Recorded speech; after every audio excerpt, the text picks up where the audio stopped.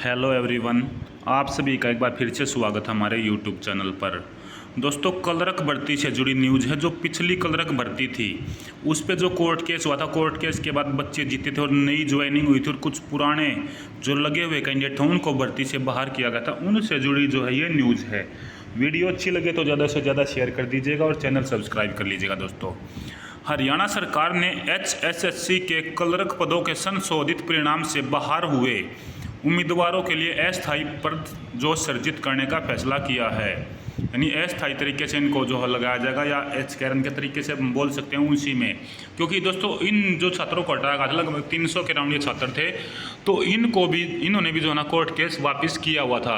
और ये हटाई किस वजह से थे? क्योंकि 3 क्वेश्चंस का जो डाउट था, जो आंसर की वगैरह पर डाउट लगाए थे, वो आखिर में स्टूडेंट्स के ठीक पाए गए थे और जिससे मेरिट दोबारा बनी थी।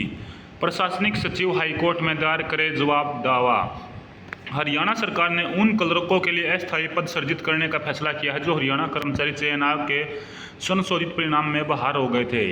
मुख्य सचिव TVSN प्रसाद ने सभी प्रशासनिक अधिकारियों को निर्देश दिए हैं कि वे हाईकोर्ट में चल रहे अपीलों के मामलों में जवाब दावा दायर कराएं।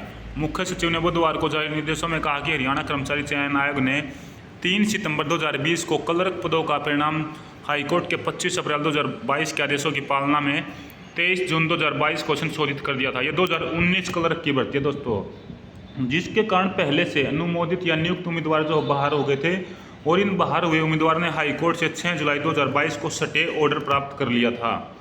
बाद में हाईकोर्ट ने 12 अक्टूबर 2023 को ये याचिकाएं जो है ना रद्द हो गई और स्टे हो गया था। अब बाहर हुए कुछ उम्मीदवारों ने अपील दायर कर स्टे ऑर्डर प्राप्त कर लिया है। विभाग, निगम, बोर्ड सरकार से इन बाहर हुए उम्मीदवारों के बारे में स्पष्टीकरण मांग रहे हैं। बाहर हुए उम्मीदवारों के नाम से अस्थायी पद सृजित होंगे। मुख्य सचिव तो जो मुख्य सचिव हैं उन्होंने कहा कि सरकार ने पहले ही 1 सितंबर 2023 को फैसला कर रखा था कि यथास्थिति अंतरिम राहत आदेश प्राप्त उम्मीदवारों के लिए अस्थायी पद सृजित किए जाएंगे। यानी अब इनको दोस्तों HKRN के माध्यम से या प्राइवेट तौर पर क्लर्क के पद पर जो है ना वो रखा जाएगा। ये पद तब तक रहेंगे जब तक स्टे ऑर्डर रहेगा। ये पद केवल वेतन के उद्देश्य के लिए सृजित होंगे और अन्य कोई भी लाभ इन उम्मीदवारों को नहीं मिलेगा।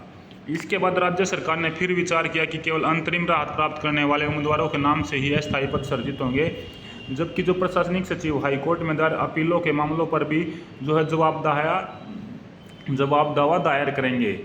तब तक अस्थायी पद सृजित करने के लिए 1 सितंबर 2023 का निर्देश लागू रहेंगे, मगर ये पद पूरी तरीके से अस्थायी होंगे। यानी कि वे अस्थायी नौकरी अब दोस्तों करेंगे क्योंकि उनको हटा दिया गया है। लेकिन जो उन्होंने स्टे लिया हुआ है तो इस कारण जो उनके लिए नए पद सृजित कर दिए हैं। उनको सैलरी के अलावा कोई भी अन्य भत्ता या अन्य जो दोस्तों सुविधाएं गवर्नमेंट की तरफ से मिलते हुए उनको नहीं मिलेंगी। 2019 क्लर्क की भर्ती से जुड़ी दोस्तों ये न्यूज़ थी, क्योंकि उस भर्ती पर कोर्ट केस था। हालांकि कोर्ट केस तो दोस्तों देखिए HSSC की सभी भर्तियों पर हैं, तो उस भर्ती में गलती थी। HSSC के 3 क्वेश्चन जो स्टूडेंट्स ने अपने ऑब्जेक्शन लगाए थे वे आखिरकार हाईकोर्ट ने उनको सही माना। मेरिट में बढ़ोतरी हुई है, मेरिट में जो ना सुधार हुआ, उससे बहुत सारे कुछ बच्चे शायद 200 या 300 के बच्चे ज़्यादा जिन्होंने केस किया था वे दोबारा से उस भर्ती में सफल हुए लगे।